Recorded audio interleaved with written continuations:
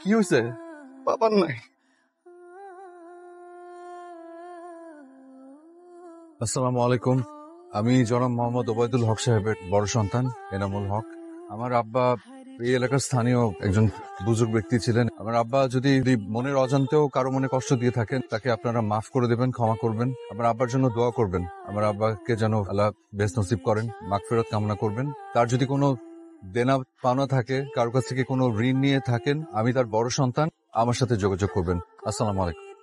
জানাজার নামাজ শুরু হচ্ছে, দাঁড়াবেন সবাই। আল্লাহু আকবার, আল্লাহু আকবার, আল্লাহু আকবার। আসসালামু আলাইকুম ওয়া রাহমাতুল্লাহ, আসসালামু আলাইকুম ওয়া রাহমাতুল্লাহ। आवारगी बन गए हाँ हंसी बन गए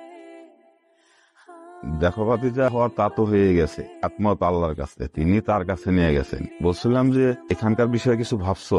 না চাচা, আসলে তেমন কিছু জানি না, সবকিছু একটু বুঝে নেই। বাকিদের সাথে কথা বলে সিদ্ধান্ত নেওয়া যাবে।